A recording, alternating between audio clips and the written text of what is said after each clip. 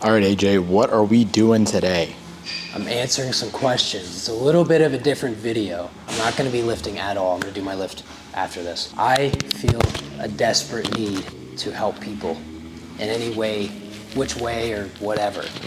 So I'm going to answer questions that I got from my Instagram, people that I talked to at the gym. So here we go. Jonah's going to read them to me interview style. And I don't have nothing. I'm just going to, straight from the noggin, answer all of them. The best way to cut for summer is to obviously go into a calorie deficit. Since it's summer, spending a lot of time outside, sweating all the water weight off is obviously very good. But the best way to cut in general is allowing yourself some grace. If you mess up, if there's a family event, if it's 4th of July and you want to get wasted, probably don't. But if you really want to, you can fit it within your calories or just say whatever for a meal or two here and there. That's just the best way to cut in general, but for summer specifically, definitely leverage the warmth. Get your tan in, eat less food. I don't know if that tan part was part of the best ways to cut.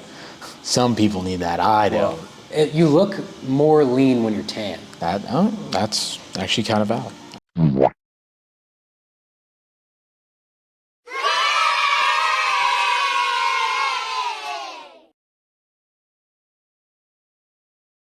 Probably, but the best thing is that I know for a fact that the person who sent this is not competing on a bodybuilding stage. So you could just tell people your men's physique, all right? Or that you just don't train, or you could wear sweatpants all summer, or you could just not care about what people think. Will it ruin your overall flow of your physique? Yes. Is that your goal? Maybe. Just train them. Calves are overrated. My favorite bicep exercise? Yes. Of all time, probably just a standard dumbbell curl. My favorite to put into my program is probably a single arm preacher curl. Just because it's super stable, you can load it by fives, and it's not always available, but it's definitely the most stable and promotes the most growth. You also get some good brachioradialis growth. Best way to help the mind muscle connection? Yeah, help with, I guess. Probably higher reps. With a lighter load and higher reps, you can really kind of control it a lot more and squeeze at the top of each rep, especially for you'll notice in leg extensions and stuff. If you do a heavier weight, obviously it's still gonna burn, but if you do lighter weight, say 15 to 20 reps, it's really gonna burn. But I wouldn't say to solely focus on my muscle connection. It's way on the bottom totem pole of priorities. It doesn't cause muscle growth. Mechanical tension does, and training close to failure does, and effort and intensity do. So to sidetrack onto my own thing. Can you choke me with those biceps? Who is it? JJ.Rice. Yes, I can.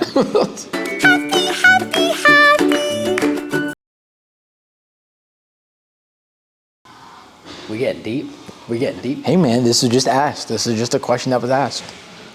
Trust the process.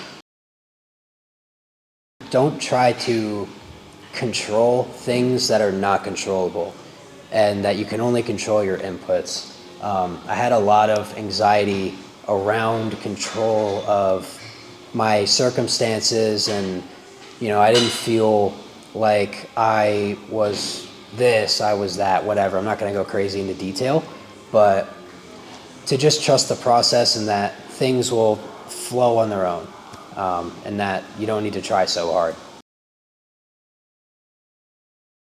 Only reason I say this one is because everyone wants to know how you can basically spot reduced fat, which we all know you cannot do that. You can't just work out on one thing and just lose the fat in that area. Right. So yes, you cannot spot reduce fat. I don't know where that myth started. It is not possible. If you have belly fat and you work on your abs are just going to develop underneath your belly fat. You would need to diet to get the fat off, to show your abs. Everyone has abs, they're just hidden. But my favorite movement for hip flexors and abs is a standard ab crunch. I like to do it literally just on the floor. If you're not ready to do weights yet, I'll do it on the lat pull down machine, which I can put a clip on the screen right now. I'll put a clip on the screen, or just in like a standard machine, ab crunch machine. For hip flexors, actually leg raises is a good hip flexor exercise. If you're not gonna completely like round the spine, that's the main thing in like an ab exercise. You wanna make sure you're rounding the spine, like having like the gamer posture.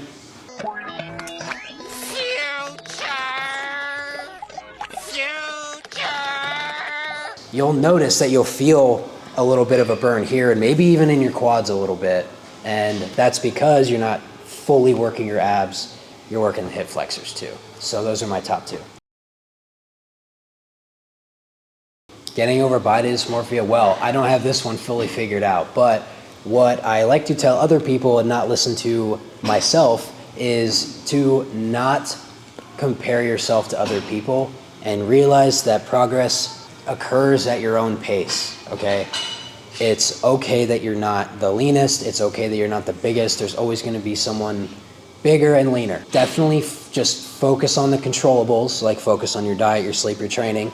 Make sure that those things are best optimized for gains.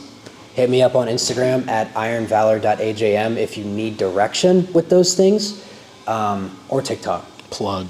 If you feel yourself comparing yourself to people on your feed, throw your phone out of the window and go for a walk, because there are people in California, Australia, England, next town over that are gonna be bigger and leaner. Just a standard ab crunch machine will do it, or like a cable ab crunch. If we're talking about total core, the only difference between abs and obliques is really just the angle that you're hitting them. So if you're doing an ab crunch, it would be more of like this motion. If you're doing obliques, it would kind of be more like this. So you can do that for yourself at home in your computer chair while you're snacking on popcorn, because I know that's what you're eating right now. Isometric contractions do cause some sort of hypertrophy, but I don't know exactly how substantial that is. Just do dynamic motions like an oblique crunch or normal ab crunch. Who buys the most energy drinks at supersets? The guy that sent that, because I remember seeing that one. That guy, he buys a drink every night and he comes every day. So he spends a lot of money here, and sometimes he gets 2 energy drinks, sometimes he gets an energy drink and a water, sometimes he gets energy drink and a protein snack. He drops money. He's a salesman too. He sells like insurance or something. Dude, you think he makes bread like that? He probably does make bread. Like He probably is like wondering, he's like, oh, I wonder what the stock options are on Ghost energy drinks right now. Go to. All right, we're gonna go to this one. Sorry for bothering. I just wanted to know your opinion about exercise rotation. I saw your videos. Shout out AJ for getting some views. Talking about the pros and cons of exercise rotation, but didn't really see you talk specifically about the risk of repeating the same exercise every workout. Do you think that repeating splits may increase injury risk since you are exposing your joints, tendons, and muscles to the same movement? That is a very in-depth question. Very in-depth question. And first off, I want to say, no one ever bothers me by reaching out. My sole mission on this planet, my purpose, is to help people with fitness. I feel that I can, and there are people out there that need help, so that's what I do. You're never bothering me if you're reaching out. I tell people frantically to reach out because I want to help. Second, rotating splits versus same split exercises. Wait. Bro, you cooked? Hold on. Rotating. Fuck. Yo, you're getting flamed when I edit this. Almost like movie-esque, and they usually have degrees in like cinema. Okay, so should you keep your split the same or should you rotate days like upper A, upper B? Hypertrophy is muscle fiber specific. There's a lot of argument about this right now, actually. So it really honestly boils down to personal enjoyment. You won't get injured doing the same movements over and over. I haven't gotten injured doing movements over and over that I wasn't being a complete jackass on. As long as you're not like overdoing volume or intensity or like going to the gym 9 times a day, you're not gonna get hurt. It really just comes down to personal preference. If you want to do, say, like a lateral raise on one upper day and a machine shoulder press on another upper day, I don't have a problem with that at all. If you tend to get bored quickly with your splits and you're like constantly program hopping, it's probably a good idea to have alternating days. But for someone like me, personally, I always happen to have a favorite day. I don't really think that there's a significant difference in those two different modes. You can pick one and just stick with that for a long time. The main thing is just having like a good program, whichever one you want to pick. I remember answering this in the DM, so this guy got the help he needed. If you guys do have like any other questions about that, because I kind of left it in like a gray area, just reach out on Instagram. Number 2, ironvalor.ajm on Instagram and TikTok, just reach out. But the answer is personal preference. Someone said, I like Built Puff Bars for their low-cal, high-protein ratio, but I heard they use collagen-based protein instead of whey. Is it true that whey is the best for building muscle? So, first, there's been a lot of talk about collagen being in protein bars. So, the problem with that is that it's not a complete protein. Whey protein comes from milk during the process of making cheese. Look it up, it's pretty cool. And I actually know someone that works at a cheese factory. Whey is better. That's why whey is basically everything. Collagen protein isn't going to be the absolute worst, but you can definitely have some better sources. Whey is the best though. It's more complete than collagen. Okay, well, we're actually going to figure that out because we're doing a 10,000 calorie eating challenge on May 23rd and 24th. So that's going to be one of the next YouTube videos. Look out for that. So I don't definitively have an answer.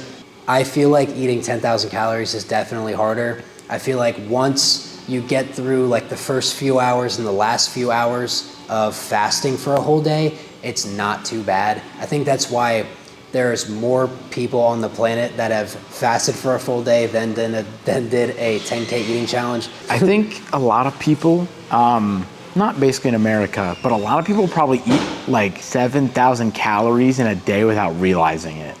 I feel like it's hard to do that, but yeah. I feel like, honestly, I think if you had to ask somebody, they'd probably be like, oh, I'd want to do 10,000 calories just so I can eat.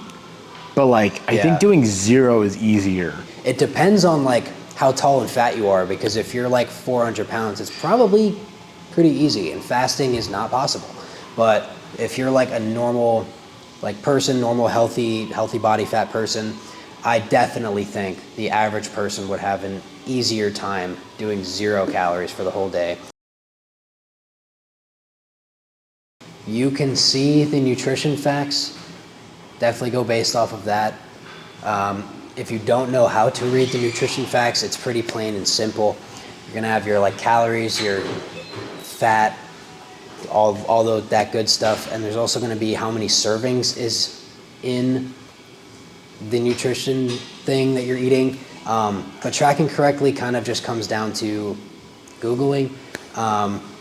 Or if you have a really good like tracking app, you can second guess it with like Google. You can make sure that it's correct. For like meats, you want to weigh it raw. Like for most meats, you want to weigh raw. For rice, you want to weigh dry. Same with oatmeal.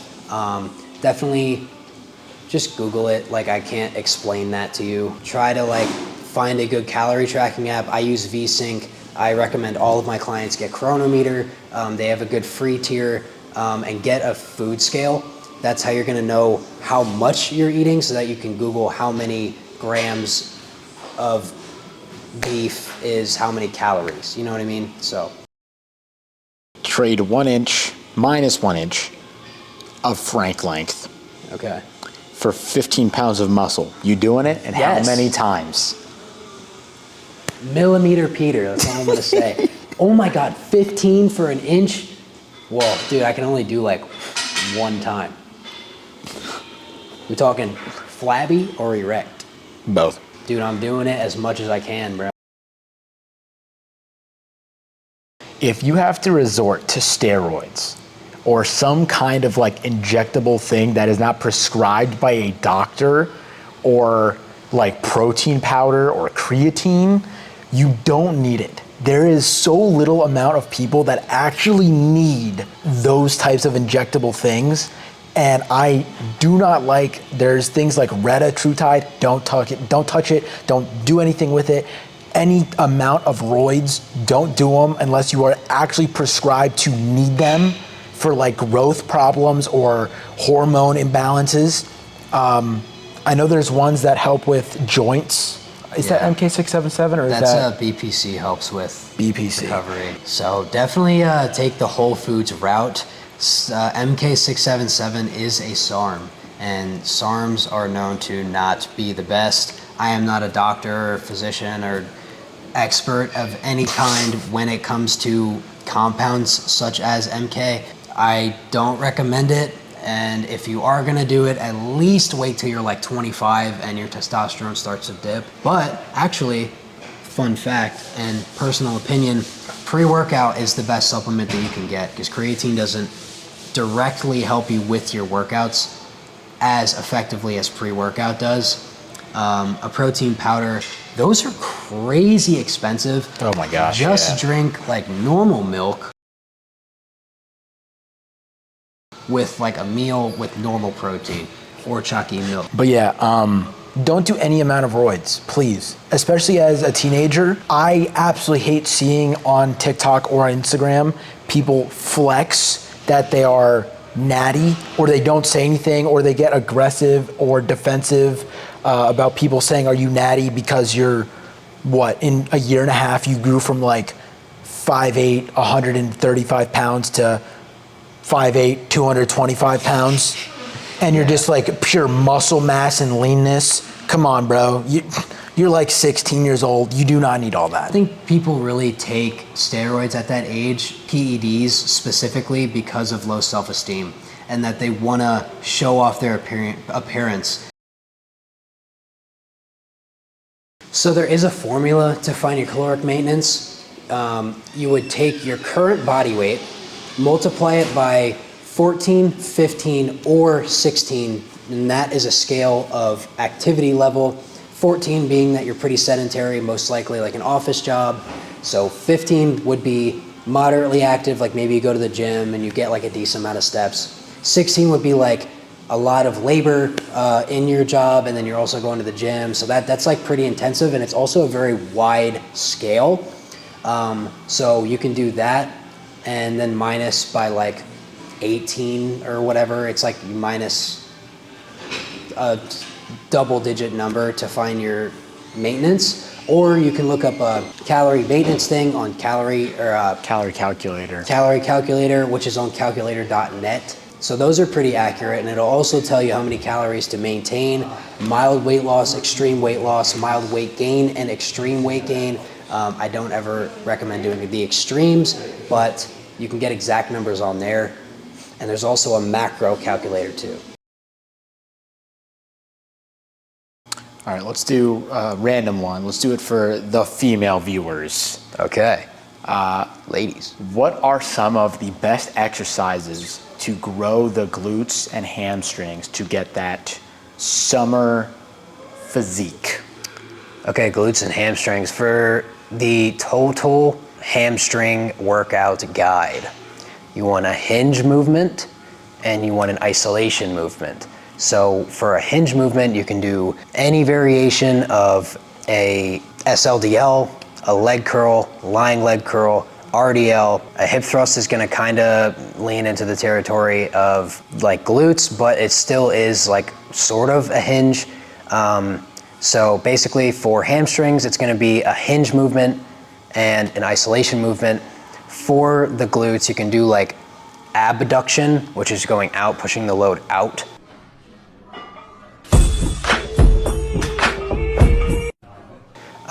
That'll hit like the outer glute and like the hip. You can do hip thrusts for overall glute max and kickbacks for overall glute max. Those will be pretty similar biomechanically, but those are really like mostly what you need. Well, if you want the junk food answer, anything with a lot of sugar, even like a full sugar soda, orange juice, you can have like Rice Krispie, Nerd Ropes, Sour Patch Kids, Swedish Fish, usually like a quick digesting carb, which I usually eat those, but cream of rice is typically like the go-to for like health nuts and stuff like that. But typically a good range of carbs is anywhere from like, depending on like your body weight and your calorie intake, probably around like 20 to 60 grams of carbs before your lift. Don't have a lot of protein or fiber or else you're gonna be pooping mid-set. Forgiveness. Staying consistent really just means like discipline and like all those hardcore things, but you're bound to mess up. And that's just a rule of life. If you mess up and you just give up on it, you know, you're not gonna get the desired result. So if you give yourself some forgiveness, some slack, you know, if you've been dieting really hard for a while and you go get yourself a small ice cream, the world isn't gonna crumble and you're not gonna gain it all back. Crumble. It's about gaining new habits, and gaining new habits comes with gaining new experience, and gaining new experience means you're gonna learn where to fail, how to fail, and how to bounce back from failure. Forgiveness is the #1 key on staying consistent in anything. All right, that wraps up the Q&A. Thank all of you guys for responding to the poll on my Instagram where I asked all of your questions. That was a lot of fun, and I definitely want to do that again. Some of the questions were repeats. Maybe I'll try to do it again in a little bit after maybe I get some new followers or new people that want to ask questions. Definitely a lot of fun. I honestly feel like this is where I am most natural when it comes to fitness, when people are directly asking me questions. I'm not very good at like ideating stuff, even though I do post consistently 3 times a day. When people ask me questions is when I really nerd out and scare them off. So definitely feel free to ask me questions on my Instagram. This was a lot of fun, really. So thank you for watching. Like, comment, subscribe, share with your friends, and have a good one.